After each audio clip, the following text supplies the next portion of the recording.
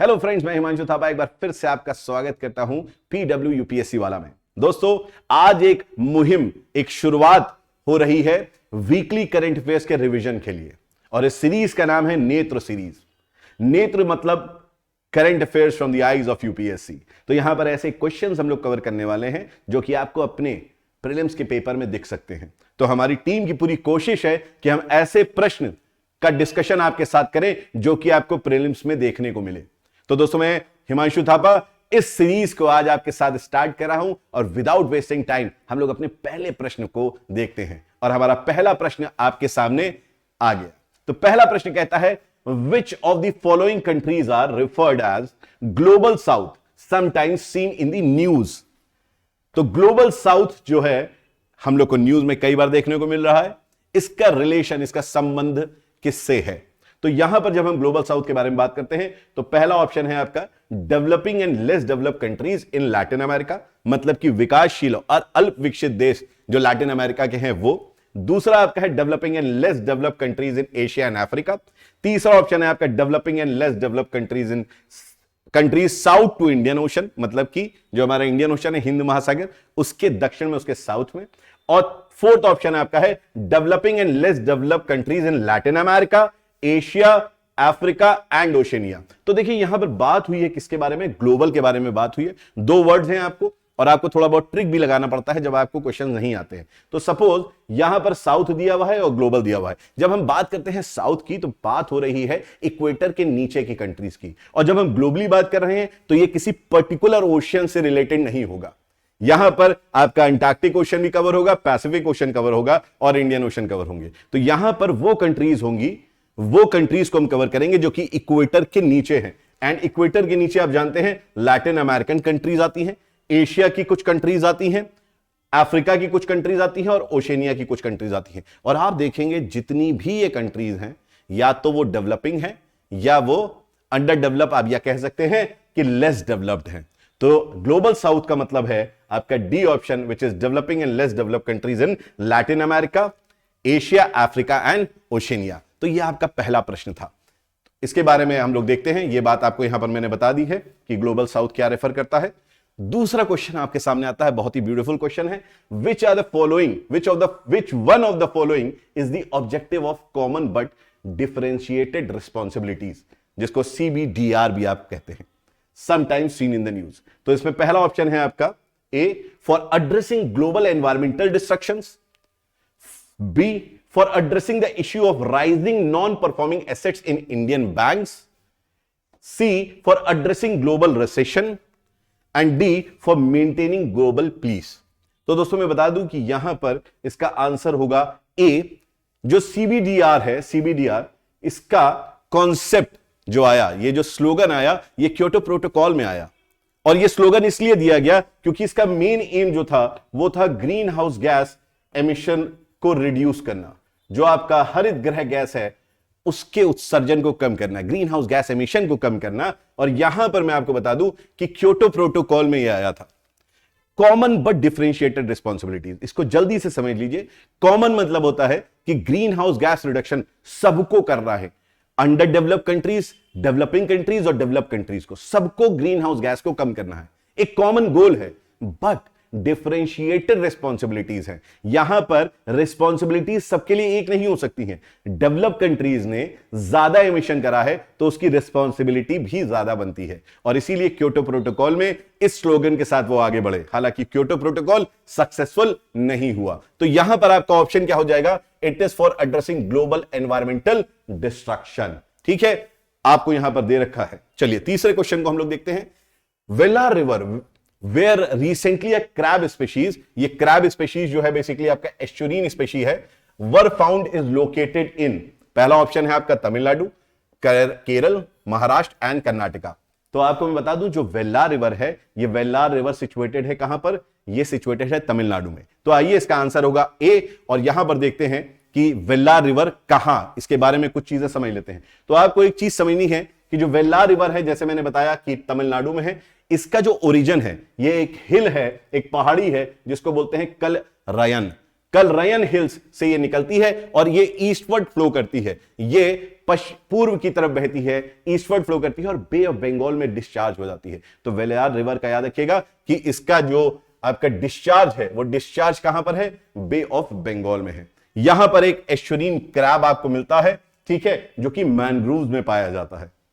तो ये एक नई खोज हुई है, इसलिए वेल्लार रिवर आपको याद रखनी है। आगे बढ़ते हैं, दूसरी न्यूज देखते हैं। Consider the following statements. यहां पर हम लोग बात करने वाले हैं कुछ इकोनॉमिक टर्म्स के बारे में। Liquidity adjustment facility is a monetary instrument used by the RBI to regulate short term liquidity in the economy. दूसरा ऑप्शन है आपका mutual funds invest the investors money in both loan and share market. इसको हम लोग debt market और equity market भी बोलते हैं, ठीक है, इसको डेट और इक्विटी मार्केट भी हम लोग बोलते हैं। तो यहां पर सबसे पहला देखते हैं कि क्या यह सही है या गलत है। तो जब मैं बात करता हूं लिक्विड एडजस्टमेंट फैसिलिटी, तो ये जो है यहां पर एक शब्द इन्होंने यूज करा है कि एक मॉनेटरी इंस्ट्रूमेंट है, और ये जो मॉनेटरी इंस्ट्रूमेंट है ये क्वांटिटेटिव मॉनेटरी इंस्ट्रूमेंट है। क्वांटिटेटिव मतलब कि यहां पर जो भी हम फैसला लेंगे, जो भी डिसीजन लेंगे, उसका इफेक्ट को हम मेजर कर पाएंगे।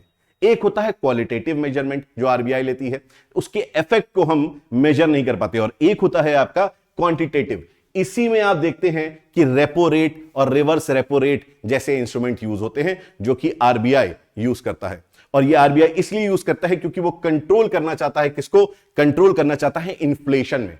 और वो इन्फ्लेशन में तभी कंट्रोल कर सकता है, जो महंगाई है उसमें तभी कंट्रोल कर सकता है जब वो जो आपकी लिक्विडिटी है उसको कंट्रोल कर पाए। तो यहां पर पहला स्टेटमेंट जो है वो एकदम सही है। और दूसरे स्टेटमेंट पे हम आते हैं, म्यूचुअल फंड। म्यूचुअल फंड्स के बारे में जब आप लोग एड भी देखते होंगे, एडवर्टाइजमेंट देखते होंगे, तो आपने देखा होगा कि it is subjected to market risk. जब यहां पर सब्जेक्टेड टू मार्केट रिस्क के बारे में बात करते हैं तो बेसिकली ये बात होती है शेयर मार्केट की। लेकिन बहुत लोगों को यह नहीं मालूम है कि म्यूचुअल फंड में जब आप पैसा इन्वेस्ट करते हैं तो डेट मार्केट में भी, लोन मार्केट में भी आपका पैसा लगता है, ताकि आपको एक पर्टिकुलर अमाउंट फिक्स्ड वहां से आता रहे। इसीलिए बोलते हैं कि म्यूचुअल फंड शेयर मार्केट से ज्यादा सेफ है। तो ये दोनों स्टेटमेंट आपके सही हैं, ठीक है। इसका मतलब आपका आंसर क्या होगा, इसका मतलब आपका आंसर है बोथ 1 and 2, ठीक है। तो यहां पर हम लोग बात कर रहे हैं, ये हम लोग ने बात कर ली है, ठीक है। अब हम लोग आते हैं यहां पर 5th क्वेश्चन पे। With reference to the radiative effect of aerosol, consider the following statements। अब एरोसॉल पहली चीज तो क्या होता है, तो एक ज्योग्राफिकल टर्म है। Aerosol is basically nothing but your dust particle और sort of particulate matter, या ये आपके धूल कण जैसा कुछ होता है। लेकिन ये धूल कण केवल जो सैंड वाली धूल है वही नहीं है, ये हो सकता है कि आपका समुद्र से, जो ओशन से सॉल्ट इवेपोरेट होता है, वो सॉल्ट भी एरोसॉल का काम करता है। जो व्हीकल से पोल्यूशन के तौर पे निकलता है वो भी एरोसॉल का काम करता है। और आपको मैं दूसरी चीज बता दूं कि जो आप लोग अभी आपने देखा होगा स्टबल, जिसको पराली बोलते हैं, उसको जलाते हैं, उससे भी एरोसॉल निकलता है, ठीक है। तो आइए एरोसॉल पे प्रश्न देख लेते हैं क्या है। यहां पर पहला पूछा गया स्टेटमेंट दिया हुआ है, they can scattered and absorb solar and infrared radiation in the atmosphere. तो ये स्टेटमेंट जो है एकदम सही है। ये जो एरोसॉल्स होते हैं, ये जो एरोसॉल्स होते हैं, जब इनमें सोलर रेडिएशन आके पड़ती है तो वो स्कैटर कर जाती है। इसमें जब रेडिएशन आके पड़ती है, सोलर रेडिएशन, तो वो स्कैटर कर जाती है। इनफैक्ट इसमें आपका जब नीचे से टेरेस्ट्रियल रेडिएशन, जिसको हम इंफ्रारेड रेडिएशन बोलते हैं, वो टकराती है तो वो भी स्कैटरिंग होती है उससे भी। तो पहला स्टेटमेंट जो आपका है वो एकदम सही है एरोसॉल के बारे में, और ये हम लोग ज्योग्राफी में बहुत डिटेल में पढ़ेंगे। Aerosol in the lower atmosphere can modify the size of cloud particles. अब याद रखिएगा कि ये जो एरोसॉल होते हैं, एरोसॉल ये बेसिकली हाइग्रोस्कोपिक न्यूक्लियाई की तरह काम करते हैं। याद रखिएगा, ये हाइग्रोस्कोपिक न्यूक्लियाई की तरह काम करते हैं। मतलब कि हिंदी में इसको बोलते हैं आर्द्रताग्राही नाभिक। हाइग्रो मतलब होता है ह्यूमिडिटी। हाइग्रो मतलब क्या होता है, ह्यूमिडिटी। तो आप याद रखिए, अगर ऐसे एरोसॉल है तो बहुत सारे ऐसे एरोसॉल होते हैं जिनके अंदर वाटर एफिनिटी होती है, मतलब कि वाटर को अट्रैक्ट करने की पावर होती है, और वो इस पावर के साथ क्या करते हैं, एक वाटर ड्रॉपलेट्स बना लेते हैं। याद रखिएगा कि वाटर ड्रॉपलेट एटमॉस्फेयर में एरोसॉल के बगैर नहीं बन सकते हैं। तो aerosol is very much required, और एरोसॉल का साइज अगर बड़ा होगा तो वो क्लाउड पार्टिकल्स का जो साइज है उसको भी मॉडिफाई कर सकते हैं। तो एरोसॉल का सेकंड स्टेटमेंट जो है वो भी सही है, मतलब कि इसका ऑप्शन अगेन बोथ 1 एंड 2 आपका सही है। ठीक है, चलिए नेक्स्ट क्वेश्चन को हम देखते हैं। यहां पर आपको ये पीडीएफ पूरी मिल जाएगी, उसमें आप देख सकते हैं वही चीज है जो मैंने आपको बताई। ठीक है, net zero tracker is related to which of the following. Net zero बहुत आपने सुना होगा, जब से ग्लासगो समिट हुई है 2021 में, तो वहां पर हम लोग ने क्या बोला कि इंडिया अचीव करने वाला है नेट जीरो बाय 2070। जब हम लोग ने वहां पर बात करी किसके बारे में, जब हम लोग ने बात करी वहां पर पंचामृत की, तो यह बात करी हम लोग ने कि जो नेट जीरो है वो 2070 तक हम लोग अचीव कर सकते हैं। तो यहां पर इसका रिलेशन किससे है, तो मैं बता दूं इसका रिलेशन जो है आप यहां देख सकते हो, ऑप्शन है आपका कार्बन एमिशन, यहां पर आपका है एनपी ऑफ इंडियन बैंक्स, और यहां पर है एलिमिनेटिंग करप्शंस, और आपका फाइनल है जुडिशरी पेंडेंसी। तो यहां पर बड़ी सिंपल सा है, ये बहुत ही सिंपल सा है, इसलिए बहुत सिंपल सा है क्योंकि आप जानते हैं नेट जीरो का संबंध जो है वो कार्बन एमिशन से। नेट जीरो का मतलब है कि ऐसी इक्विलिब्रियम आपको कंडीशन ऐसी पैदा कर देना जिसमें जितना आप कार्बन डाइऑक्साइड रिलीज कर रहे हैं उतना ही कार्बन डाइऑक्साइड आपका एब्जॉर्ब हो जाए। तो यहां पर जो ये ऑप्शन है आपका, जो करंट में आपकी खबर चल रही है नेट जीरो ट्रैकर, तो नेट जीरो ट्रैकर बेसिकली एक ऐसी चीज है जो कि ट्रैक कर रही है कि वेदर हम लोग नेट जीरो को अचीव कर पा रहे हैं कि नहीं कर पा रहे हैं, वो स्थिति वो इक्विलिब्रियम हम लोग अचीव कर पा रहे हैं कि नहीं कर पा रहे हैं। तो ये आपका यहां पर हो गया। नेक्स्ट यहां पर आपको दिया हुआ है, इसके बारे में पूरा डिटेल में दिया हुआ है कि it is related to green house gas. तो मैंने आपको बता दिया ऑप्शन उसका क्या होगा, ऑप्शन इसका होगा पहला ए, ऑप्शन इसका क्या है आपका करेक्ट होगा, कार्बन एमिशन से ये रिलेटेड है। चलिए देखते हैं हम लोग नेक्स्ट क्वेश्चन हमारा। ठीक है, नेक्स्ट क्वेश्चन है which among the following animals is not found in Ranthambore national park. देखिए रणथंबोर नेशनल पार्क जो है इसका संबंध, इसका रिलेशन जो है रणथंबोर फोर्ट से है। जो नाम ये आप देख रहे हैं ये रणथंबोर फोर्ट से नाम आता है। दूसरी चीज, जब भी आप रणथंबोर के बारे में सोचें तो आप सोचिए बहुत सारे टाइगर्स, तो यह चीज आपको मालूम होनी चाहिए कि यहां पर बहुत सारे टाइगर्स हैं। ऐसे ही जब हम लायन को सोचते हैं तो लायन के दिमाग, जब लायन आप सोचे तो आपके पास एक ही आपके दिमाग में चीज आनी चाहिए, और वो है क्या, गिर नेशनल पार्क, जो कि जूनागढ़ डिस्ट्रिक्ट गुजरात में सिचुएटेड है। तो याद रखिएगा यहां पर जो रणथंबोर नेशनल पार्क में इनिशिएटिव्स हुए हैं, जो न्यूज में आया है, ये लायन के लिए फेमस है, ये लेपर्ड के लिए फेमस है और जंगल कैट्स के लिए फेमस है। लेकिन ये जो है ये लायन के लिए फेमस नहीं, और यही पूछा है कि इनमें से कौन सा ऐसा जानवर है, एनिमल है जो कि यहां पर दिख नहीं रहा है। तो आपका ऑप्शन क्या हो जाएगा, ऑप्शन हो जाएगा लायन। ठीक है, लायन आपका ऑप्शन हो जाएगा। इसके बारे में यहां पर पूरी डिटेल है, आप इसको देख सकते हैं। Which among the following organizations recently published the Global Climate Risk Index 2021? Recently अभी आया है ये ग्लोबल क्लाइमेट रिस्क इंडेक्स, इसमें रैंकिंग आती है, इंडिया का कुछ इसमें सुधार हुआ है और इंडिया सुधार करके इसमें 5वें से 7वें पोजीशन में गई है। मतलब कि जो ग्लोबल क्लाइमेट रिस्क इंडेक्स है उसमें इंडिया ने अच्छा परफॉर्मेंस करा है। लेकिन यहां क्वेश्चन है कि कौन सा ऑर्गेनाइजेशन है जो इसको पब्लिश करता है। तो मैं बता दूं दोस्तों आपको यहां पर कि इट इज जर्मन वॉच। ठीक है, यहां पर वर्ल्ड बैंक भी है, वर्ल्ड इकोनॉमिक फोरम भी है, यूनाइटेड नेशंस डेवलपमेंट प्रोग्राम भी है। सभी ऑर्गेनाइजेशंस जो हैं बहुत सारे रिपोर्ट्स निकालते हैं, बहुत सारे इंडेक्स निकालते हैं, लेकिन जो जर्मन वॉच है वो ग्लोबल क्लाइमेट रिस्क इंडेक्स निकालता रहता है, और 2021 की रिपोर्ट जो है 2022 में आई है। आइए इसके बारे में थोड़ा सा देख लेते हैं। यहां पर आप देख रहे हैं international environment think tank Germanwatch release the global climate risk index 2021। This is the 16th edition of the index. ये 16वां संस्करण है सूचकांक का, याद रखिएगा। The index analyzes the extent to which countries and regions have been affected by the impact of weather-related loss events. याद रखिएगा, weather-related loss events के बारे में ये है। मतलब भारत में आपने सुना होगा कि बहुत सारे स्टॉर्म्स आ रहे हैं, भारत में आपने सुना होगा अर्थक्वेक आ रहे हैं, फ्लड्स आ रहे हैं। तो ये उन कंट्रीज को एनालाइज करता है जो कि सबसे ज्यादा इन क्लाइमेटिक हजार्ड से गुजरते हैं। तो यहां पर आपका देख सकते हैं आप storm, flood, heat waves. India में भी इस बार हीट वेव बहुत तगड़ा था, और हीट वेव्स पे आप जानते हैं क्वेश्चंस लगातार आते रहे यूपीएससी में। ठीक है, ये बहुत इंपॉर्टेंट है, याद रखिएगा पॉइंट कि India has improved it's ranking from last year. It is rank 7th in the 2021 index. इस बार ये 7th है, पिछली बार ये क्या था 2020 के इंडेक्स में 5th रैंक पे था। तो 2 जंप की सुधार हुई आप कह सकते हैं। ठीक है, जर्मन, ये एक चीज याद रखिएगा, जर्मन वॉच जैसे कि नाम ही समझ में आ रहा है आपको, जर्मनी से रिलेटेड है कि it is based in Bonn in Berlin Germany, it is an independent development and environmental organization which works for sustainable growth development. तो इसका एम क्या है कि हम लोग सस्टेनेबल ग्रोथ को अचीव करें, सतत विकास को हम लोग अचीव करें। मतलब कि जो आज आप रिसोर्सेज यूज कर रहे हैं, आने वाले भविष्य में हमारी पीढ़ियां भी उसको अच्छी तरीके से यूज कर पाए। चलिए नेक्स्ट क्वेश्चन को देखते हैं हम लोग यहां पर। Arrange the following centre relation committees commissions in chronological order. देखिए ये जितनी भी आपको यहां पर कमिटीज दिख रही हैं, जैसे कि सरकारिया कमीशन, राज मन्नार कमीशन और पंछी कमीशन, इन सभी का संबंध जो है स्टेट और सेंटर के रिलेशन से है। ठीक है, तो आइए इसमें क्रोनोलॉजी को समझते हुए समझते हैं। सबसे पहले कौन सा आया? सबसे पहले आया आपका राजमन्नार कमेटी, उसके बाद आया आपका सरकारिया कमेटी और उसके बाद आया आपका पंछी कमेटी। तो यहां पर जो सीक्वेंस होना चाहिए वो सीक्वेंस होना चाहिए 213। तो 213 जो है आपके ए ऑप्शन में यहां पर दे रखा है। अच्छा देख लेते हैं यहां पर कि ये कब कब आया है।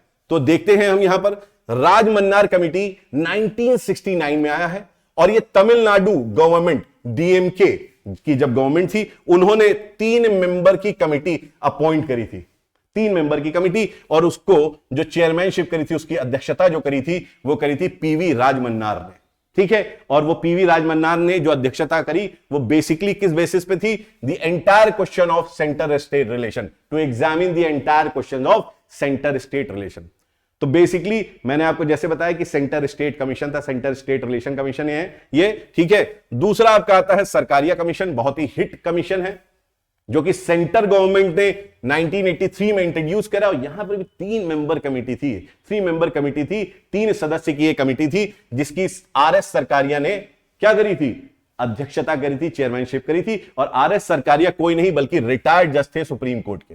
ठीक है, और उसके बाद 2007 में मोहन पंछी की अध्यक्षता में एक कमेटी बनाई गई, वो थी पंछी कमीशन। ठीक है, तो सीक्वेंस आपको याद होना चाहिए, ईयर याद रख लीजिएगा आप लोग। यहां पर ईयर आपको, जब मैं ईयर की बात करूं तो यहां पर ईयर मालूम होना चाहिए। 1969 में ये आया है, ठीक है, और उसके बाद यहां पर 1983 में ये आया एंड 2007 में ये आया। ठीक है, तो ये आपको अपने नोट्स में लिख लेना है। आइए हम लोग देखते हैं दूसरा। Consider the following statements about Tibetan antelope. बहुत ज्यादा न्यूज में आ रहा है।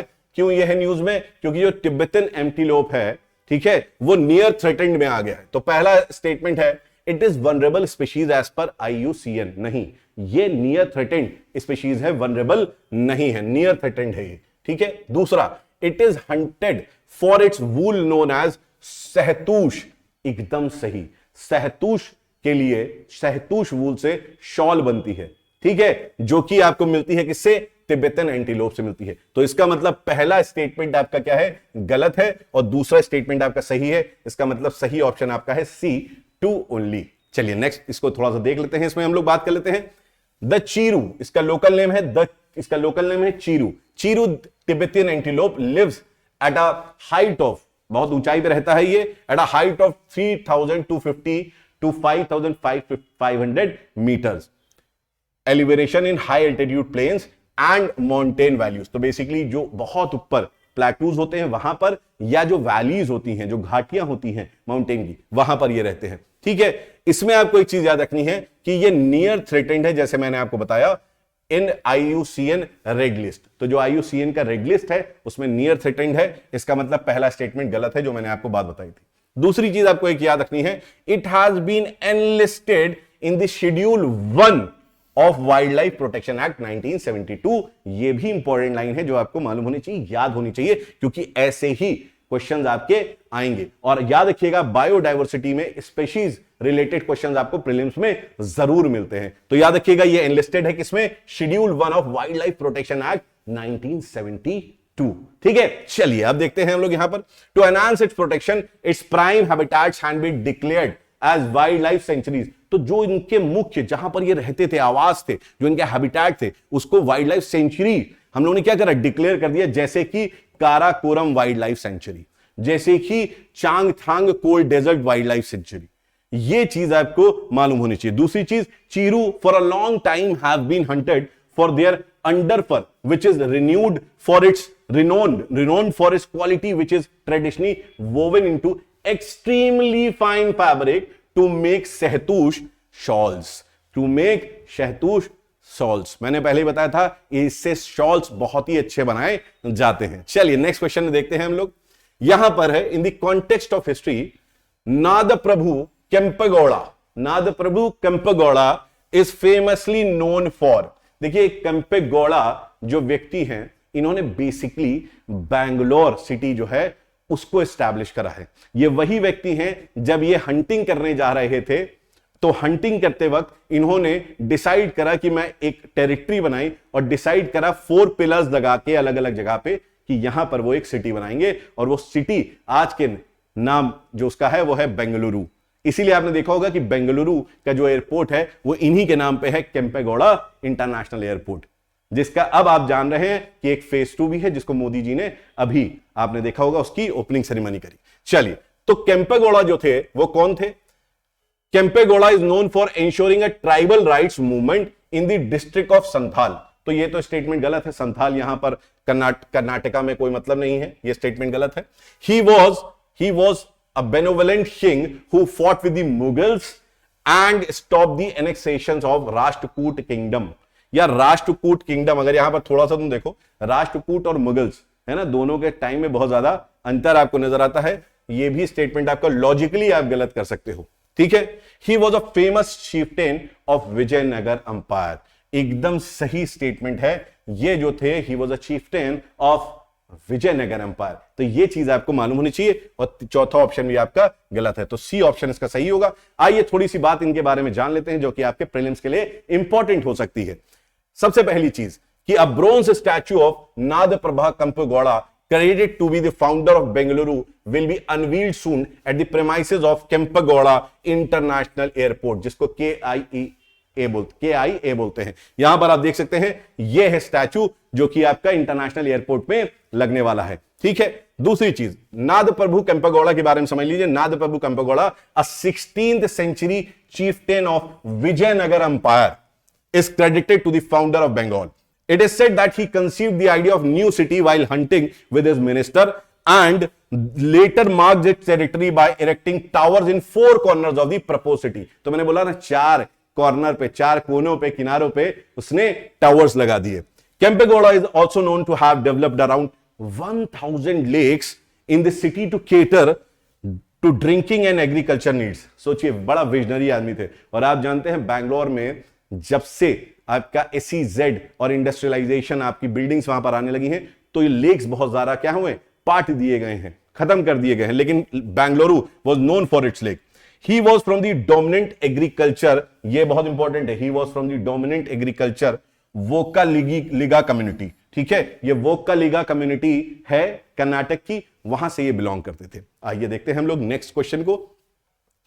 Consider the following statements about Jagannath temple, ठीक है। तो जगन्नाथ टेम्पल जो है उसके बारे में हम लोग अब बात करने वाले हैं। यहां पर पहला ये देख सकते हैं आप, the present temple was built during the times of Ganga dynasty king Anantavarman Chodaganga, ठीक है। तो अनंतवर्मन चोडगंग, गंग डायनेस्टी के टाइम पे इसको बनाया गया। दूसरा, its architectural feature match with those of Kalinga architecture. Kalinga architecture मतलब ओडिशा से संबंध है, और आप जानते हैं जगन्नाथपुरी भी ओडिशा में है, ठीक है।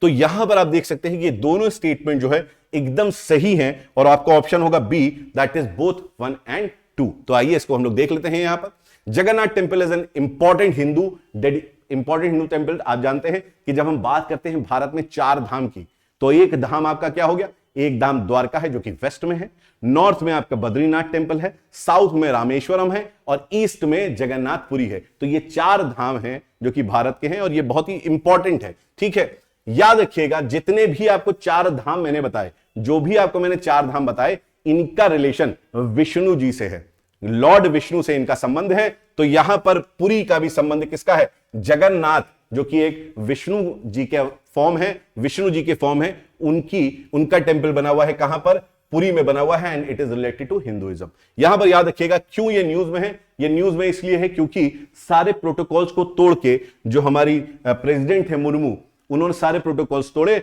और वो पैदल यात्रा उन्होंने करी किसकी? जगन्नाथ टेंपल की। इसलिए ये फिर से न्यूज में आया है, इसके बारे में थोड़ा सा देख लीजिए। It stands on a range platform of stone measuring about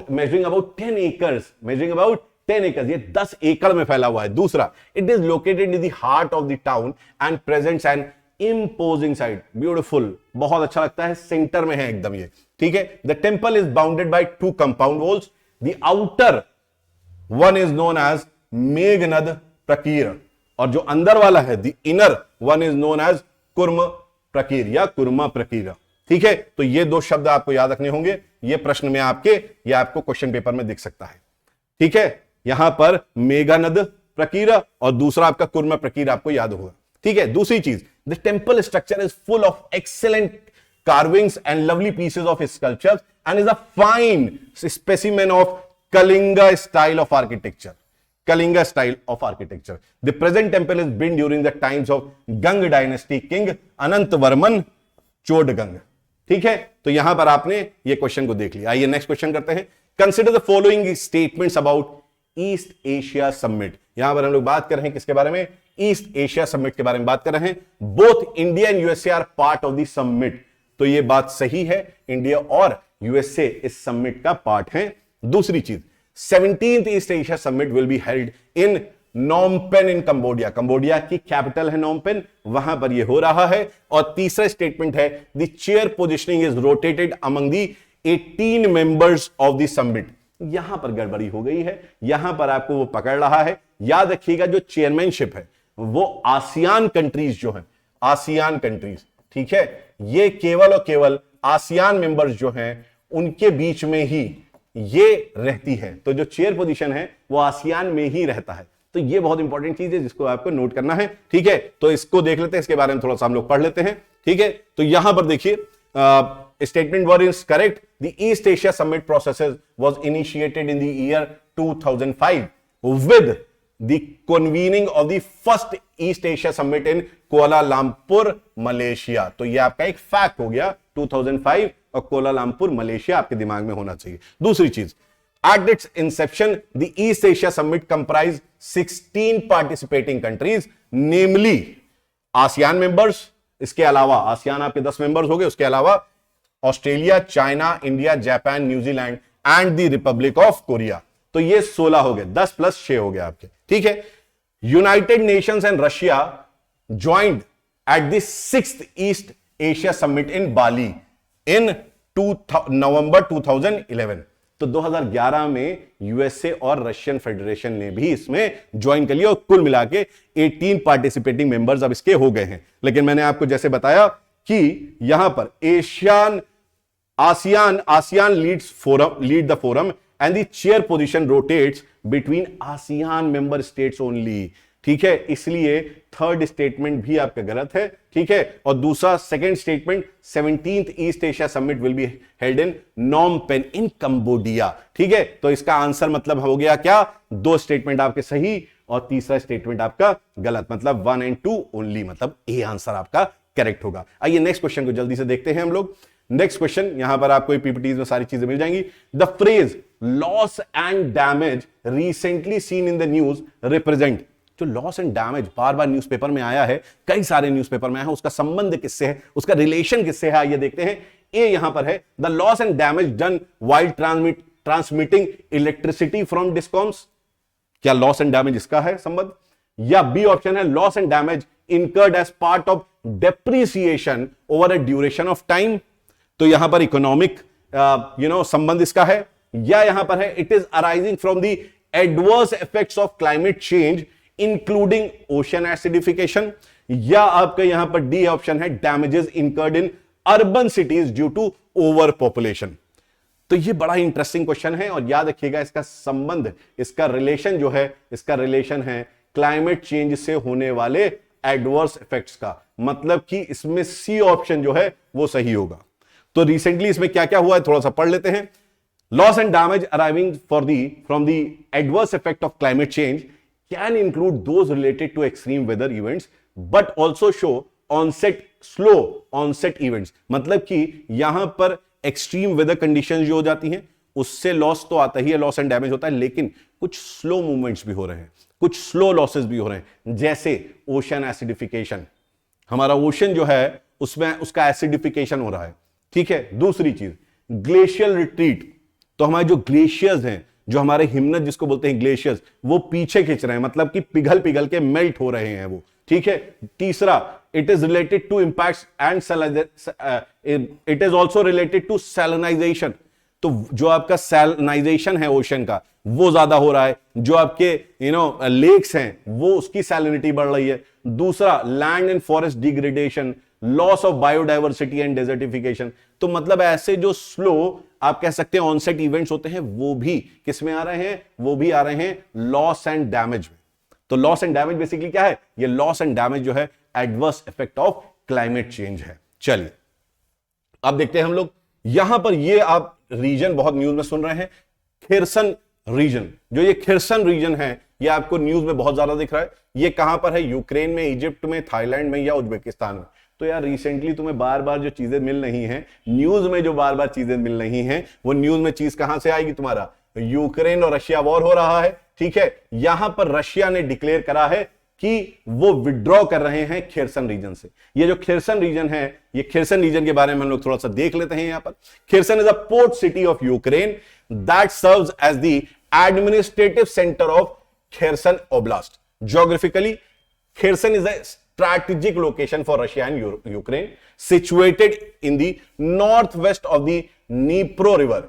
The province shares borders with Donetsk, Crimea, and the Black Sea. Kherson is the home of major shipbuilding industry. यहां पर shipbuilding industry है and is a regional center. तो यहां पर आपको याद रखना है जो खिरसन है, खिरसन ये एक रीजनल इकोनॉमिक सेंटर है और ये एक शिप बिल्डिंग सेंटर है, इसलिए बहुत इंपॉर्टेंट होता है। It provides access to Odessa and Black Sea ports. ये भी बहुत इंपॉर्टेंट इसको बनाता है कि यहां पर ओडेसा और अगर आपको ब्लैक सी पोर्ट्स पर जाना है तो ये उसके लिए बहुत बड़ा एक्सेस पॉइंट है, ठीक है। दूसरी चीज, after the annexation by Russia, Moscow recently announce its withdrawal from the reason.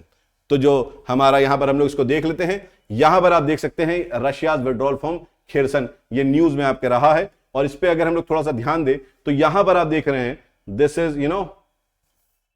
This is Dnipro river, ये यहां पर क्या है, नीप्रो रिवर है, ठीक है। और इस रीजन से जो है रशिया ने विड्रॉ कर लिया है। चलिए नेक्स्ट क्वेश्चन हम लोग देखते हैं। यहां पर नेक्स्ट क्वेश्चन हमारा है, नेक्स्ट क्वेश्चन को देखते हैं, which of the following bodies derived it's power from the air prevention and control of pollution act 1981। तो इसका संबंध सीधे सीधे आपका पॉल्यूशन चैप्टर से आ जाता है।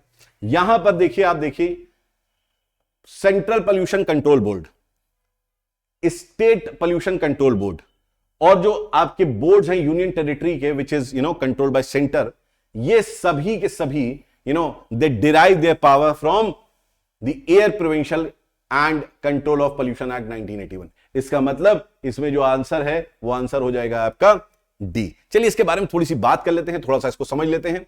जब यहां पर हम बात करते हैं एयर पोल्यूशन के बारे में, एयर एक्ट के बारे में, इसको एयर एक्ट भी बोलते हैं हम लोग। एयर एक्ट, एयर ब्रैकेट में prevention and control of pollution act, ठीक है, जो कि 1981 में आया। इसका जो सेक्शन 2A है, इसका जो सेक्शन 2A है, ये डिफाइन करता है, ये परिभाषित करता है एयर पोल्यूटेंट्स को, ये डिफाइन करता है जो हमारे वायु प्रदूषक हैं, एयर पोल्यूटेंट हैं, वो कौन कौन से हैं। तो it says that air pollutant as any solid, liquid or gaseous substance which may cause harm or damage to the environment, humans, plants, animals or even damage property। तो ये सारे के सारे आपके क्या होंगे, ये सारे के सारे एयर पोल्यूटेंट है। इसमें एक अमेंडमेंट हुआ 1987 में, 1987 amendment to the act also added noise to the list of harmful substance. तो नॉइज पोल्यूशन जो है वो याद रखिएगा कब ऐड होता है, 1987 के अमेंडमेंट में एक्ट होता है।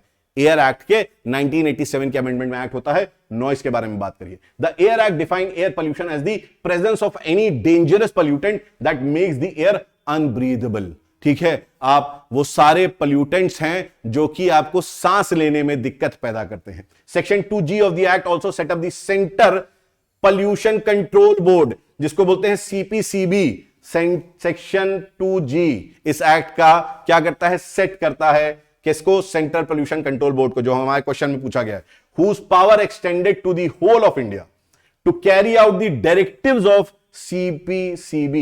The act also called for the setting up of state pollution control board. तो भैया जो सेंटर, जो आपका देख रहे हो सेंटर पोल्यूशन कंट्रोल बोर्ड है, ये जो भी आपके निर्देशन देगा वो फॉलो कहां करवाएगा, तो उसके लिए यहां पर स्टेट पोल्यूशन कंट्रोल बोर्ड बनाया गया है ना. साथ ही साथ यहां पर याद रखिएगा स्टेट बोर्ड बनाए गए यूनियन टेरिटरीज में सेंटर के द्वारा.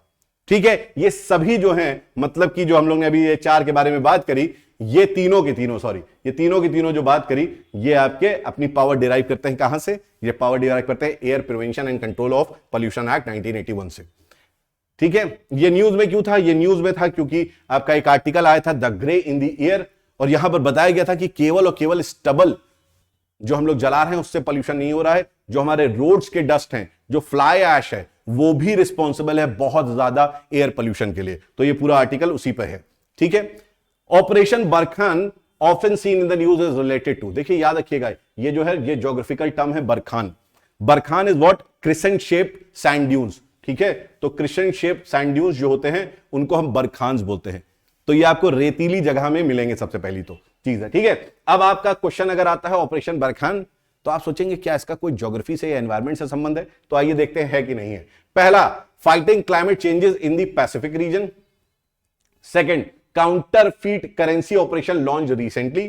Third, insurgency operation. या fourth, anti terrorist operation launch by France. तो याद रखिएगा कि इसका आंसर है ऑपरेशन बरखान, फ्रांस ने करा है. ठीक है, और बरखान मतलब कि कहीं ऐसी जगह जहां पर डेजर्ट होगा. ठीक है, तो आइए देखते हैं ये इन्होंने कहां पर करा है, कौन कौन सी कंट्रीज है.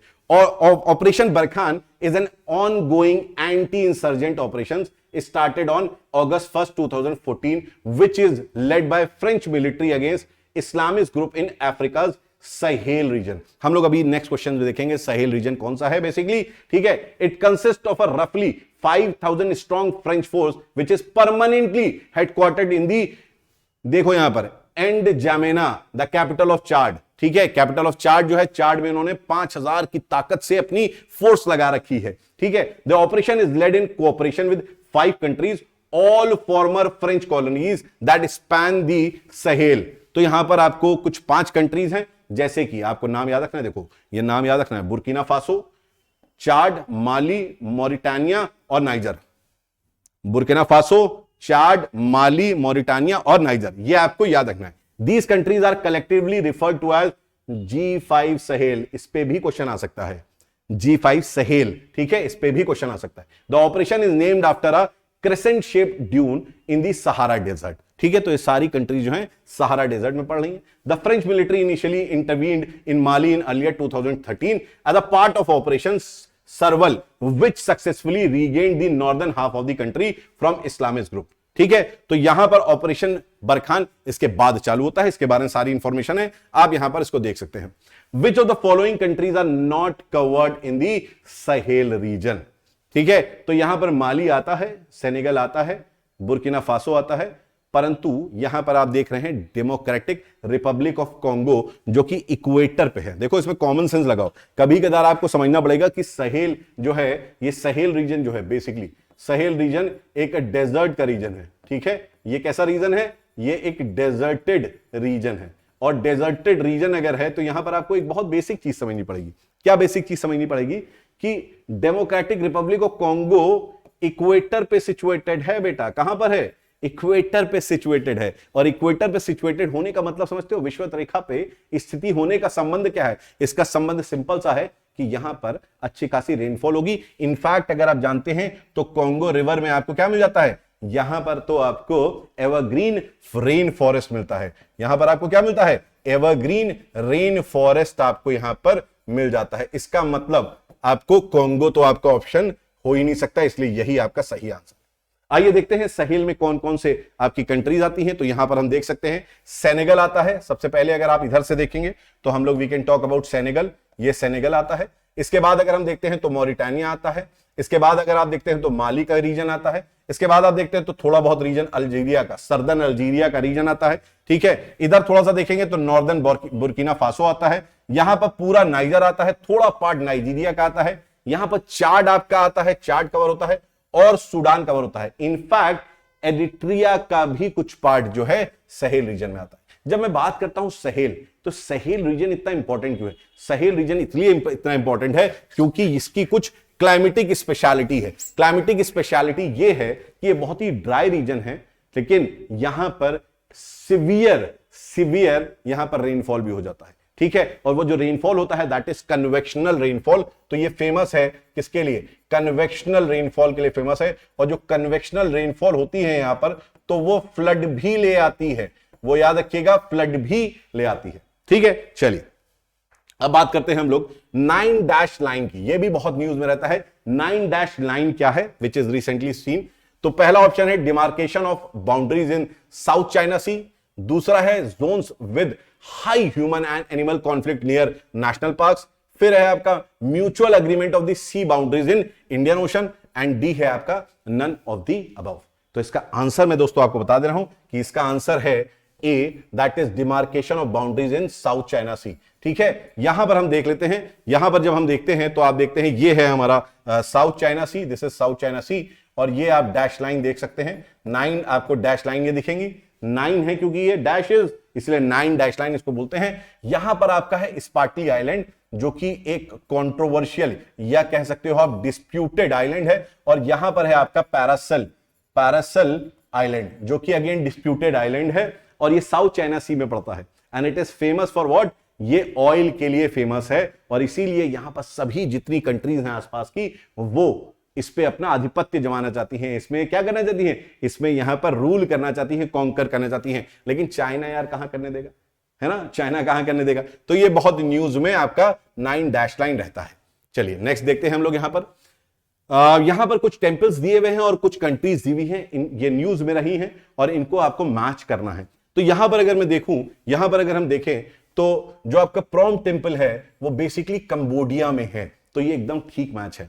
वहीं अगर हम देखते हैं पशुपतिनाथ टेंपल नेपाल में है, और जो बचा आपका है तन्हा लोट, ये आपका इंडोनेशिया में है। तो ये मैच हो गया है आपका। इसका मतलब हमारा आंसर क्या हो जाएगा? इसका मतलब हमारा आंसर हो जाएगा ए, दैट इज ए का 1, बी का 2 एंड सी का 3। चलिए इसमें हम लोग बात कर लेते हैं जल्दी से, ठीक है। यहां पर जब हम बात करते हैं प्रोहम टेंपल की, तो ये कंबोडिया में है। जी हां, ये वही कंबोडिया है जहां पर famous Hindu temple Angkor Wat है। तो अंकोर वाट के बारे में कोई भी बात छुपी नहीं है, ठीक है। ये वो टेंपल्स हैं जो बेसिकली बताते हैं कि जो हिंदू या इंडिया का जो रिलेशन है कंबोडिया से, वो बहुत साल, हजारों साल पुराना है, बहुत साल पुराना है। इसी तरीके से जब हम बात करते हैं पशुपतिनाथ टेंपल की, तो ये पशुपतिनाथ टेंपल जो है it is dedicated to lord Shiva, ठीक है, जिसको हम पशुपतिनाथ भी बोलते हैं, which is one of the most important religious site and in Asia for the devotees of Shiva. तो शिवा के जो भक्त हैं, शिव के जो भक्त हैं, उनके लिए ये साइट पशुपतिनाथ की बहुत इंपॉर्टेंट है, जो कि नेपाल में है। It is the largest complex in Nepal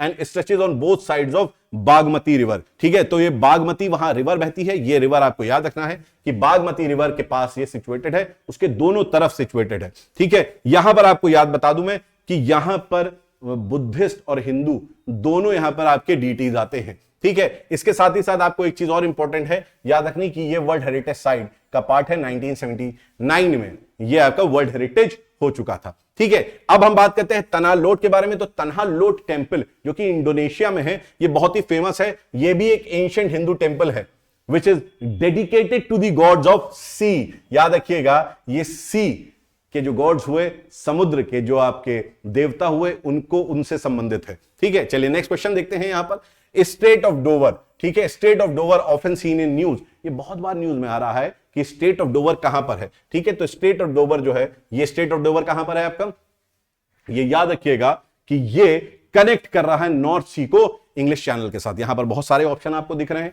ठीक है। नॉर्थ सी विद आयरिश सी, ये तो हो ही नहीं सकता, दोनों एक छोर में है आपका, ठीक है। यहां पर आप देख रहे हैं North Sea with English Channel के बीच में है आपका क्या, स्टेट ऑफ डोवर। ये जो स्टेट ऑफ डोवर है, ये बेसिकली आप याद रखिएगा जो हमारा यूके है, जिसको आप बोलते हैं यूके, ठीक है, ये यूके को किसके साथ जोड़ रहा है, ये जो हमारा कॉन्टिनेंटल यूरोप है उसके साथ जोड़ रहा है, ठीक है। आप जानते हैं कॉन्टिनेंटल यूरोप के साथ के बीच में आपका स्टेट ऑफ डोवर है। एक तरफ है आपका इंग्लैंड, बीच में है आपका है कॉन्टिनेंटल डोवर। इसको देख लेते हैं हम लोग जल्दी से, ठीक है। ये देख सकते हैं आप, दिस इज इंग्लिश चैनल, ये इंग्लिश चैनल है, दिस इज नॉर्थ सी, ठीक है। और यहां पर आप देख सकते हैं दिस इज यूके, इंग्लैंड जिसे बोलते हैं, और इधर है हमारा कॉन्टिनेंट। इसके बीच में स्टेट ऑफ डोवर यहां पर है, this is state of Dover. यहां पर एक जगह है डोवर, उसी पे नाम पे बना है स्टेट ऑफ डोवर, ठीक है। डोवर जल संधि जिसे बोलते हैं, ये दो महाजल निकायों को जोड़ता है, ये दो लार्ज बॉडी बॉडीज को कनेक्ट करता है। It is actually connecting what, it is connecting English Channel and North Sea. और ये दो लैंड बाउंड्री, ये लैंड मासेस को अलग करता है, which is your UK and your continental Europe, दोनों को ही अलग करता है, ठीक है।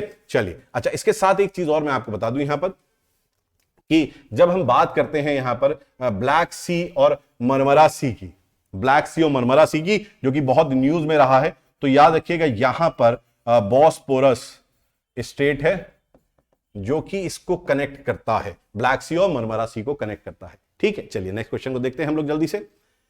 नेक्स्ट क्वेश्चन हमारा है, which of the following reference measure is used by RBI monetary policy committee for inflation. देखिए, इन्फ्लेशन मतलब कि महंगाई को कंट्रोल करने के लिए जिम्मेदारी ली है किसने, हमारे सेंट्रल बैंक ने। सेंट्रल बैंक इसको आपका कंट्रोल करने की कोशिश करता है। ऐसा नहीं कि गवर्नमेंट ऑफ इंडिया नहीं करता है, लेकिन फ्रॉम दी डिमांड साइड, ठीक है, ये कंट्रोल करने की इसको कोशिश करता है। और यहां पर बहुत सारे मेजरमेंट है जिससे हम महंगाई को कंट्रोल कर सकते हैं, लेकिन आरबीआई की जो मॉनेटरी पॉलिसी है वो कहती है कि जो कंज्यूमर प्राइस इंडेक्स कंबाइंड है उसको हम क्या करते हैं, यूज करते हैं किसको देखने के लिए, इन्फ्लेशन को टारगेट करने के लिए। तो आंसर आपका क्या हो जाएगा, डी। इसके बारे में आप देख लीजिए यहां पर कि inflation target in India set together by the central bank of India, that is reserve bank, RBI जिसको हम बोलते हैं, and the government of India. This is based on the act, that is RBI act 1934, तभी decide कर लिया गया था, ठीक है। The consumer price index tracks the change in retail prices of goods and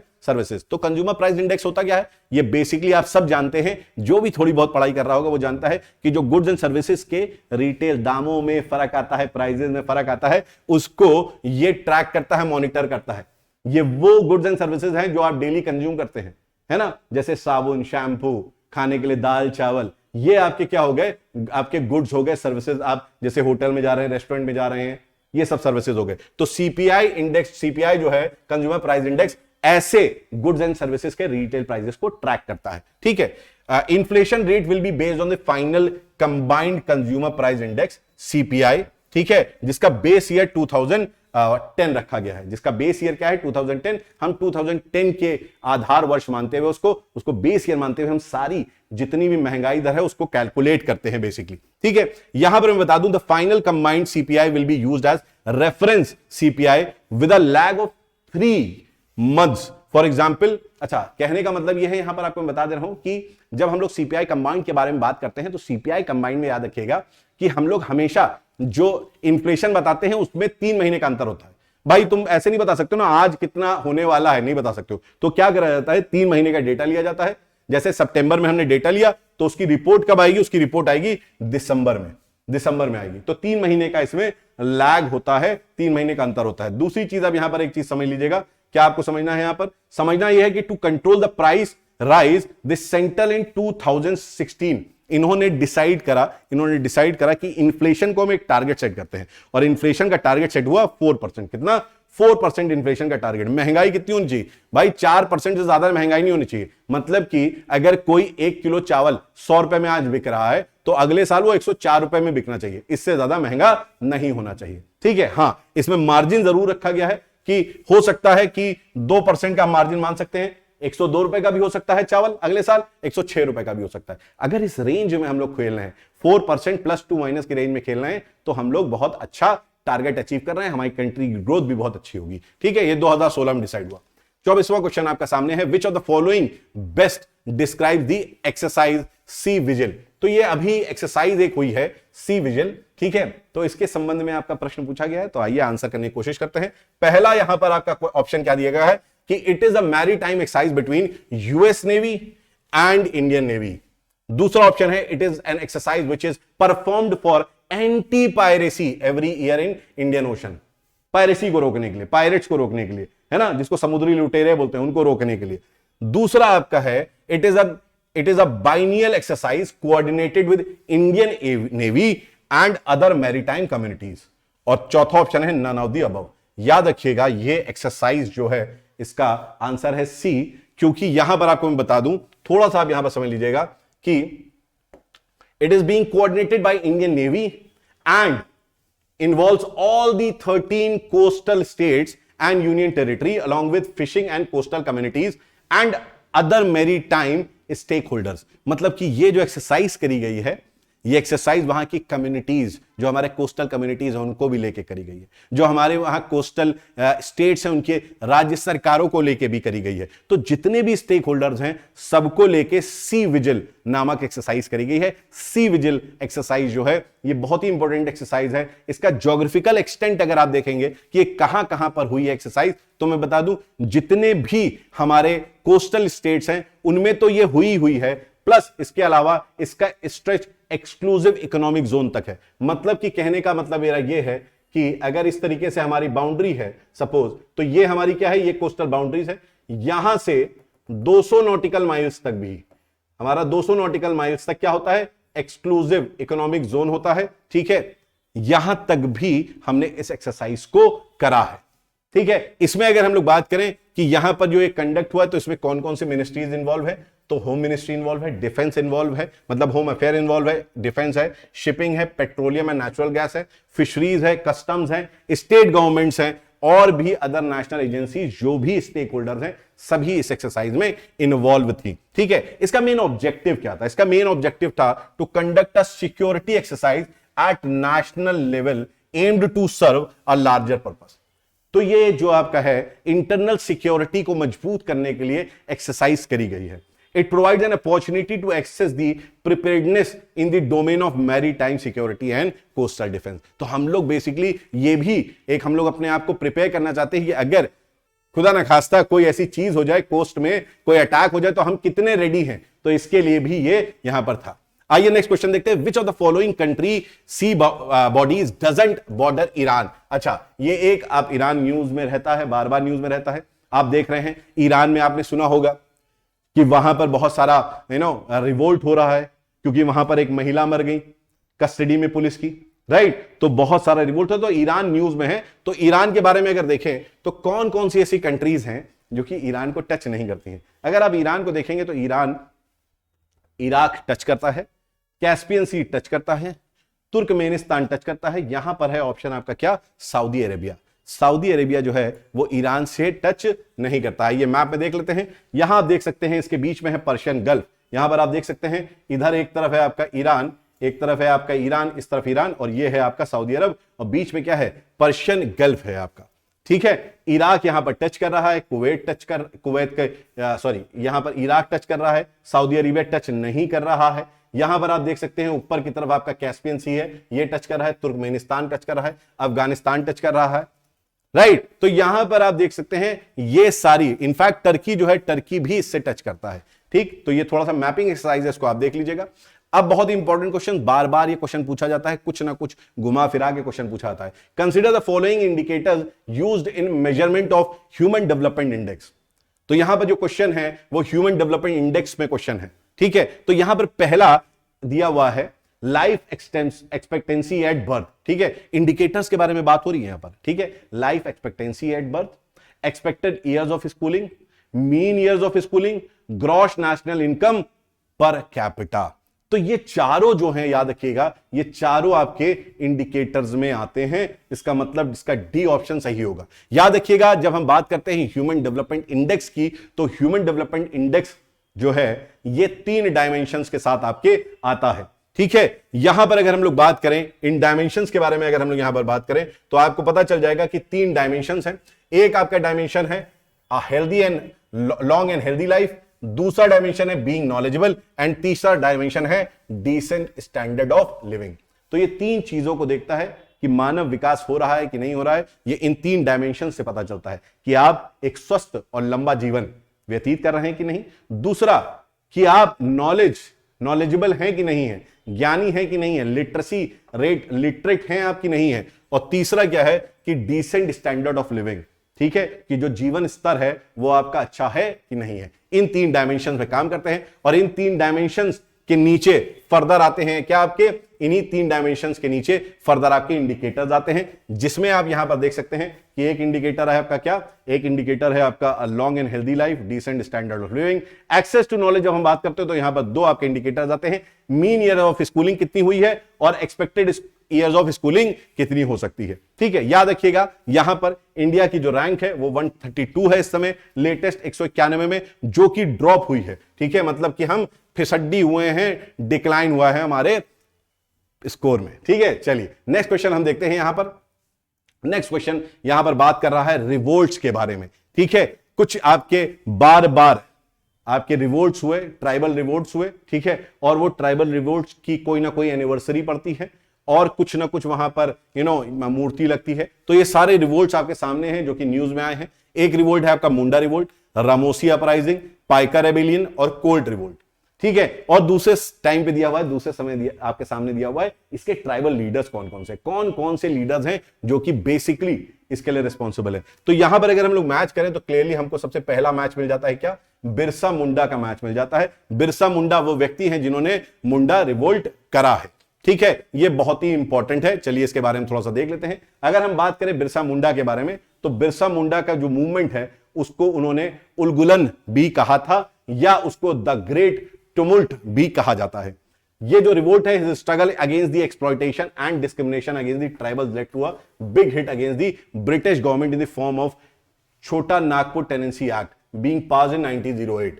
the act restricted the passing of land from the tribal people to the non tribals. ठीक है, तो याद रखिएगा इन्होंने विद्रोह जो करा वो विद्रोह इसलिए इन्होंने विद्रोह करा क्योंकि एक ऐसा एक्ट आया जिसमें बोला गया कि जो ट्राइबल्स हैं, जो जनजाति हैं, उन जनजातियों की जमीन जो है नॉर्मल जो जनजाति नहीं है उनको दी जाएगी। लेकिन अंग्रेजों ने क्या कहा, अंग्रेजों ने कहा कि ऐसा नहीं हम करने देंगे। ठीक है, रिस्ट्रिक्शंस लगाया और इस बात पे बिरसा मुंडा नाराज हुए और बिरसा मुंडा ने इसको लीड करा। ठीक है, ये जो आपने देखा इसको लीड करा। बाकी बात करते हैं हम पाइका रेबेलियन की। पाइका रेबेलियन जो है, ये पाइका रेबेलियन या पाइक रेबेलियन जिसको हम बोलते हैं, ये कहां चालू हुआ, ये चालू हुआ उड़ीसा में चालू हुआ। ठीक है, और इसको लीड किसने करा, तो बख्शी जगबंधु विद्याधर मोहपात्र भरांबर याय। ठीक है, तो आप इनको शॉर्ट फॉर्म में हम लोग बोलते हैं क्या, जगबंधु विद्याधर बोलते हैं। इन्होंने इसको प्रारंभ करा था। ठीक है, ये जो रिवोल्ट है, ये याद रखिएगा, ये रिवोल्ट जो ये व्यक्ति थे जगबंधु, वो basically highest ranking military general थे मुकुंद देव सेकंड की आर्मी में। एंड यहां पर इनके पास याद रखिएगा कि बहुत सारी इनके पास जमीन थी जो कि जा रही थी। ठीक है, तो याद रखिएगा ये कहां हुआ है, उड़ीसा में हुआ है। दूसरा रामोसी अपराइजिंग के बारे में अगर हम लोग बात करें तो ये रामोसी जो है, रामोसी जिनको बोलते हैं, ये वेस्टर्न घाट के ट्राइब्स हैं। ठीक है, और इस पे अगर हम बात करते हैं इसके बारे में तो याद रखिएगा चित्तूर सिंह ने इसको लेड करा था। वहीं अगर हम लोग कोल रिवोल्ट के बारे में बात करते हैं तो कोल रिवोल्ट हमारा झारखंड वाले रीजन में होता है, छोटा नागपुर के रीजन में होता है। ठीक है, और इसको बुद्धू भगत जो है वो लीड करते हैं। तो आइए क्वेश्चन पे वापस आ जाते हैं और क्वेश्चन पे देखते हैं हमारा। यहां पर जब हम बात करते हैं कोल रिवोल्ट की तो बुद्धू भगत इधर आ जाते हैं, चित्तूर सिंह आपके थे रमोसी के लिए और पाइका रेबेलियन के कौन थे, जगबंधु विद्याधर थे। ठीक है, तो इस हिसाब से अगर हम लोग देखेंगे तो हमारा ऑप्शन क्या हो जाएगा, हमारा ऑप्शन हो जाएगा 1 का डी, 2 का बी, 3 का 3C और 4 का ए। तो ये ऑप्शन हमारा डी एकदम करेक्ट हो जाएगा। आइए नेक्स्ट क्वेश्चन हम लोग देखते हैं। यहां पर नेक्स्ट क्वेश्चन हमारा है, consider the following statements about wholesale price index. एक होता है कंज्यूमर प्राइस इंडेक्स, एक होता है wholesale price index. Consumer price index जो होता है वो जब प्रोडक्ट रिटेल में आ जाता है, जब आप लोग उसको खरीदते दुकानों से, उसके बारे में है। और एक होता है होलसेल, मतलब जिसको रिटेल से पहले का जो चरण है, जब वो मार्केट में आता है, जो शॉपकीपर्स खरीदते हैं चीजों को। ठीक है, तो एक होता है आपका होलसेल प्राइस इंडेक्स। इसको भी यूज करते हैं हम लोग किसके लिए, इन्फ्लेशन को जज करने के लिए। ठीक है, लेकिन कई कंट्रीज में होता है, कई कंट्रीज में नहीं होता है, डिपेंड करता है कंट्रीज टू कंट्रीज। ठीक है, यहां पर अगर हम लोग बात करें तो पहला स्टेटमेंट है WPI has been constantly above 8.5 from past 1 year.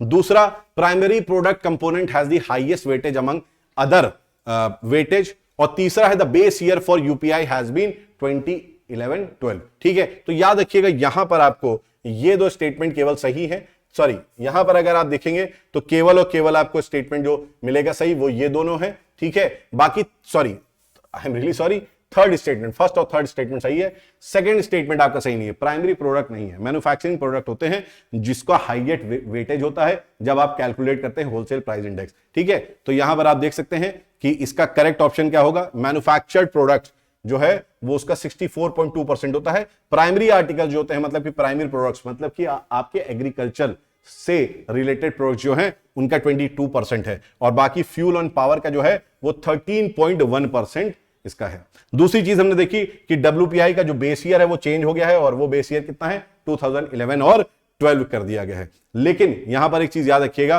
कि पिछले काफी एक साल से ज्यादा था जहां पर 2 डिजिट में आपका WPI इन्फ्लेशन आ रहा था। हां, यह जरूर है कि अभी जो अक्टूबर में डेटा आया है उसमें अब जाके डबल डिजिट से वो कम होके 8.39 पे इन्फ्लेशन कम हुआ है, ठीक है। तो आपके वो स्टेटमेंट पहले और दूसरे एकदम सही थे। अब आते हैं हम लोग दूसरे क्वेश्चन पे। दूसरा क्वेश्चन हमारा है फाइनेंशियल एक्शन टास्क फोर्स पे है, ठीक है। यहां पर है FATF पे आपका। तो FATF is an intergovernmental body that sets international standards seeking to prevent international financial crimes that aid terrorism. तो ये एकदम सही बात है, ठीक है। इसका जो है यही है देखना कि कोई इकोनॉमी टेररिज्म को तो सपोर्ट नहीं कर रही, फाइनेंस नहीं कर रही है, ठीक है। तो इसका काम यही है आपका। दूसरा, it was established bye G20 इन 1989। नहीं, ये G20 में नहीं हुआ था, दिस वॉज G7। ये क्या होना चाहिए, G7 होना चाहिए। तो पहला स्टेटमेंट सही है, दूसरा स्टेटमेंट गलत है। इसका मतलब आपका ऑप्शन क्या हो गया, ए सही हो गया, ठीक है। यहां पर आपको मैंने ये बात बता दी है। इसी के बारे में अगर आप लोग देखेंगे तो आपको समझ में आ जाएगा कि FATF is an inter government body, जो हम लोग देखा, which seeks to prevent international financial crimes that aid terrorism, ठीक है। तो वो देखते हैं, कोशिश करते हैं कि जो ये टेररिज्म है, जो आतंकवाद है, इसको कोई फाइनेंशियल चीजें ना हो। और इसीलिए इन्होंने क्या किया है, FATF 2 लिस्ट निकालती है। FATF जो है वो 2 लिस्ट निकालती है बेटा, ठीक है। और वो 2 लिस्ट क्या है, एक लिस्ट होती है आपकी ब्लैक लिस्ट।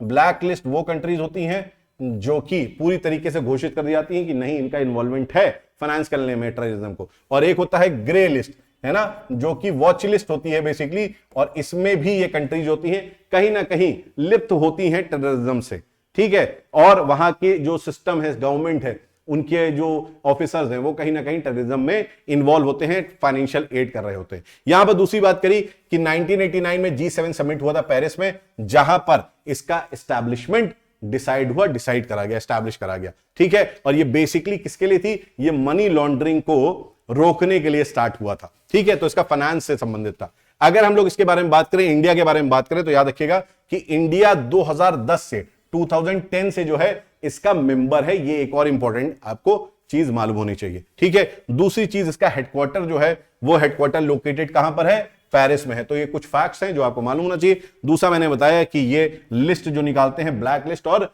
ग्रे लिस्ट निकालते हैं। इसके बाद क्वेश्चन आता है, which of the following tributaries of Indus is the largest tributary, ठीक है। तो याद रखिएगा कि इंडस की जो लार्जेस्ट, यहां पर सॉरी लॉन्गेस्ट पूछा है, इंडस की जो लॉन्गेस्ट ट्रिब्यूटरी है, वो लॉन्गेस्ट ट्रिब्यूटरी क्या है, सतलज है, ठीक है। सतलज, जी हां, ये सतलज वही सतलज है जो कि राकसताल तिब्बत से निकलती है, ठीक है। ये वही सतलज है जो कि शिपकिला पास बनाती है, और ये वही है जो शिपकिला गॉर्ज भी बनाती है, ठीक है। जी हां, ये वही रिवर है जिसके ऊपर भाखड़ा नांगल डैम भी सिचुएटेड है, ठीक है। चलिए, इसके बारे में आप देख सकते हैं, देख लीजिएगा।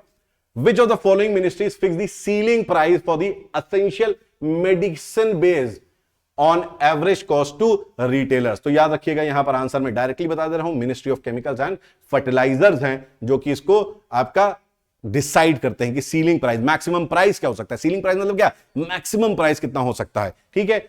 चलिए नेक्स्ट क्वेश्चन हम लोग देखते हैं, काफी फैक्चुअल था। Long term strategies portal often seen in the news associated with which of the following organization, ठीक है। तो ये शब्द, ये आप देखेंगे लॉन्ग टर्म स्ट्रेटजी पोर्टल, ये बहुत बार आपको न्यूज में मिल रहा है। तो दोस्तों याद रखिए, यहां पर ऑप्शन आपका world economic forum, world bank, UNFCCC मतलब कि United nation framework convention on climate change, और आपका है यूनाइटेड नेशंस एनवायरनमेंट प्रोग्राम। याद रखिएगा, ये बेसिकली UNFCCC के साथ संबंधित है, और यहां पर बेसिक एम इसका क्या है लॉन्ग टर्म स्ट्रैटेजीज क्या करने के लिए है? ग्रीन हाउस गैस को कम करने के लिए है, मतलब ग्लोबल वार्मिंग को यहां पर कम करने की कोशिश की जाती है। ठीक है, तो यहां पर आप इसके बारे में सारी चीजें आपको मिल सकती हैं। और ये जो है न्यूज में कब से आया है? जब से आपका ग्लासगो समिट हुआ है 2021 में। ठीक है, चलिए। Recently report financing India's urban infrastructure needs. ठीक है, मतलब कि जो इंडिया का अर्बन इंफ्रास्ट्रक्चर है उसको फाइनेंसिंग की जरूरत है। ऐसी रिपोर्ट किसने निकाली है? नीति आयोग ने, ministry of housing and urban affairs ने, वर्ल्ड बैंक ने, ये है नन ऑफ दी अबव। तो यहां पर याद रखिएगा कि वर्ल्ड बैंक जो है, यहां पर याद रखना है आपको, वर्ल्ड बैंक जो है उसने रिपोर्ट निकाली है। और इसने अपनी रिपोर्ट में क्या बोला है? इसने अपनी रिपोर्ट में बोला है, जिसका टाइटल था financing India's urban infrastructure needs. ये कहता है constraints to commercial financing and prospects for policy action estimates that India will need to invest 840 billion dollars for the next 15 years on an average of $55 billion per annum into urban infrastructure if it is to effectively meet the needs of its fast growing urban population। बहुत बड़ी बात बोली है world bank. World bank ने यहां पर बोल दिया है कि $55 बिलियन आपको चाहिए अगर आप चाहते हैं कि जो आपकी अर्बन पॉपुलेशन ग्रो हो रही है उसकी सारी रिक्वायरमेंट, आप उसकी सारी नीड्स पूरी कर पाएं। तो ये जो फास्ट ग्रोइंग अर्बन पॉपुलेशन है उसके लिए आपको हर साल 55 बिलियन चाहिए होगा, और ये 15 साल में आपको चाहिए होंगे लगभग 840 बिलियन। तो अर्बन इंफ्रास्ट्रक्चर आप बढ़ाइए, अपना मेट्रोज को बढ़ाइए, फ्लाईओवर्स बढ़ाइए, ठीक है, एयरपोर्ट्स बढ़ाइए। दूसरी चीज, the report underlines the urgent need to leverage more private and commercial investments to meet emerging financial gaps। तो इसने ये भी बोल दिया है कि आप जो है केवल गवर्नमेंट यहां पर नहीं हो सकता, आप जो है प्राइवेट प्लेयर्स को भी लेके आइए इसमें, और ऐसा मॉडल सेट करिए कि यहां पर इन्वेस्टमेंट आपको मिल सके। ठीक है, which of the following act was enacted to curtail the freedom of Indian press during the tenure of lord Lytton. Lord Lytton कुख्यात बदमाश कह लो, ठीक है, फेमस था किसके लिए? वर्नाकुलर प्रेस एक्ट के लिए फेमस था, कि जो कि 1878 में आया था। और आप जानते हैं इसके बाद आए थे लॉर्ड रिपन, जिन्होंने इस एक्ट को बंद कर दिया था। ये वो एक्ट है जिसने भारतीय भाषाओं में जो न्यूज़पेपर छपते थे, जो मीडिया था, उसकी आवाज को दबा दिया था। ये वो एक्ट है जिसने इंग्लिश लैंग्वेज में, यूरोपियन लैंग्वेज में कोई प्रोविजन नहीं करे, क्योंकि अंग्रेज तो अपनी तारीफ करेंगे, उसमें तो कोई दिक्कत नहीं, लेकिन जितने भी भारतीय भाषा में न्यूज़पेपर चल रहे थे वो इन्होंने रोक दिया था। और इसका एक कारण भी था, इसका एक कारण यह था कि इस समय इन्होंने जो basic Anglo Afghan war, second Anglo Afghan war जो हुआ था, उसमें उसके जो रिपरकर्शंस हैं, उसके अपोजिशन को रोकने के लिए यहां पर ये सारी चीजें हुई थी। लेकिन आप जानते हैं कि इन्होंने एक्सक्लूड कर दिया था इंग्लिश लैंग्वेज को इसमें से। ठीक है, इंग्लिश लैंग्वेज पब्लिकेशन जो थे वो इस एक्ट में नहीं आते थे। ठीक है, दूसरी चीज 1881 में इस लॉर्ड जो लिटन के सक्सेसर थे, जिनको बोलते हैं लॉर्ड रिपन, ऐसा माना जाता है कि सबसे अच्छे, है ना, उदार, सबसे जो आपके वॉयसरॉय आए वो कौन थे? लॉर्ड रिपन थे, जिन्होंने 1880 से लेकर 84 तक गवर्न करा। ये लॉर्ड लिटन के बाद है, उन्होंने ये रिपील कर दिया, मतलब कि इस वर्नाकुलर प्रेस एक्ट को हटा दिया था। यहां पर बात हो रही है which of the following provisions provide concept of cooperative federalism in India. यार कोऑपरेटिव फेडरलिज्म मतलब कि स्टेट और सेंटर, है ना, केंद्र और राज्य दोनों मिलके क्या करें? दोनों मिलके एक किसी उद्देश्य के लिए काम करें, उसको हम बोलते हैं क्या? Corporate federalism. इसमें आता है आपका नीति आयोग, इंटरस्टेट काउंसिल और जीएसटी। अब यहां पर है एस्पिरेशनल डिस्ट्रिक्ट प्रोग्राम, जानते हैं महत्वाकांक्षी जिला प्रोग्राम जो है वो चला हुआ है भारत में। ये किसके अंतर्गत आएगा? ये जो है ये आता है बेसिकली किसके अंतर्गत? कॉम्पिटिटिव फेडरलिज्म के अंतर्गत आता है।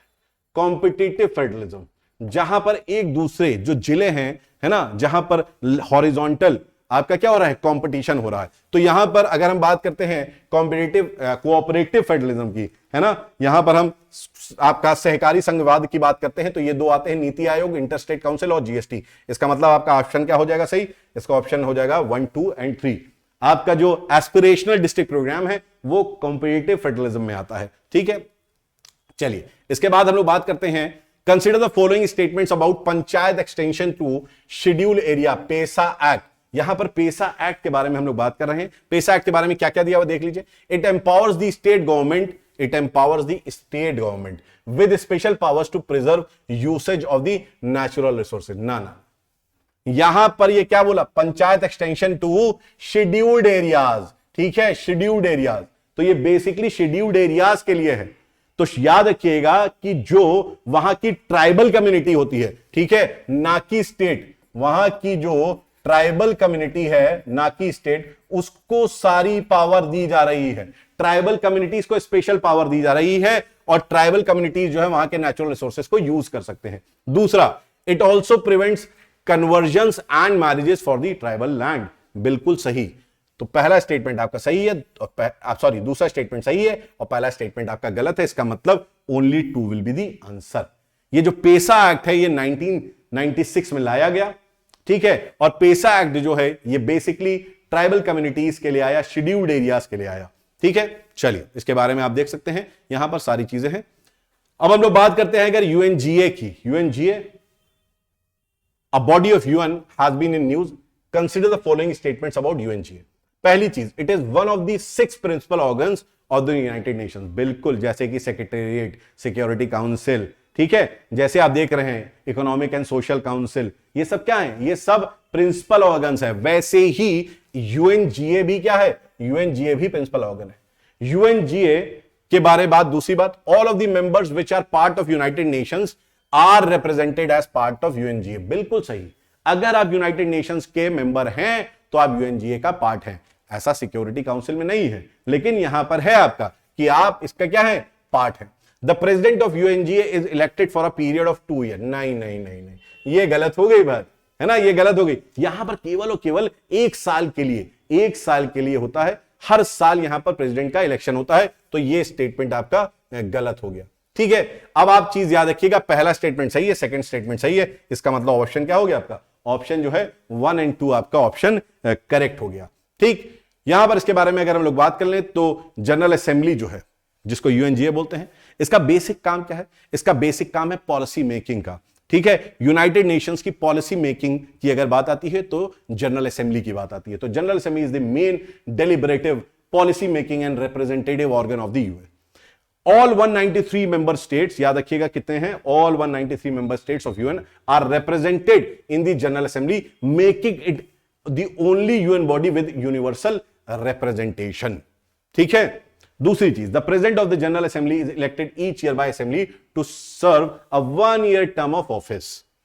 फिर the presidency rotates annually between the 5 geographical group, Africa, Asia Pacific, eastern European, Latin American and Caribbean and western European and other states. तो ये आपके 5 ज्योग्राफिकल हैं लोकेशंस, जहां से आपका चेयरमैन होता है, रोटेट हो के, बार बार रोटेशन इसमें होता है, ठीक है। दूसरी चीज, it is one of the 6 principal organs of the United Nations.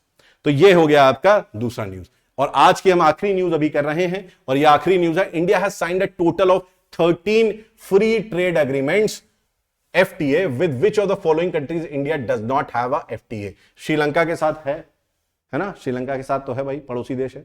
Japan के साथ तो अपने बहुत अच्छे संबंध हैं, आसियान का हमेशा पार्ट है। चाइना का होगा कि नहीं होगा, नहीं होगा यार, कॉमन सेंस है, चाइना के साथ हमारा फ्री ट्रेड एग्रीमेंट नहीं है। तो यहां पर हमारे 13 मैंने लिस्ट दे दी है, इन लिस्ट को थ्रू आप कर लीजिएगा। ये लिस्ट है जिनके साथ इनका संबंध है, जिसमें आपके आसियान कंट्रीज हैं, साफ्टा कंट्रीज हैं, ठीक है। यहां पर इंडिया थाईलैंड है, इंडिया सिंगापुर है, ठीक। इसके साथ ही साथ यहां पर जापान है, मलेशिया है, मॉरिशियस है, यूएई है। आप जानते हैं यूएई के साथ भी रिसेंटली हुआ था। इंडिया और ऑस्ट्रेलिया के साथ भी है, जो ECTA एग्रीमेंट में आता है। इंडिया का चाइना के साथ एग्रीमेंट नहीं है। तो दोस्तों कैसा लगा आपको सीरीज, कमेंट करके जरूर बताइएगा। और हां, आपके लिए मैं कोशिश करूंगा कि अगली बार ज्यादा से ज्यादा प्रश्न लेके आऊं और लंबा डिस्कशन हो, जिससे आपका रिवीजन और बेहतर होगा। तो दोस्तों आज का लेक्चर हम लोग यहीं पर खत्म करते हैं, और मैं हिमांशु थापा आपके साथ नेक्स्ट वीक फिर मिलने वाला हूं इसी नेत्रा सीरीज के साथ। तब तक के लिए thank you, take care, bye bye.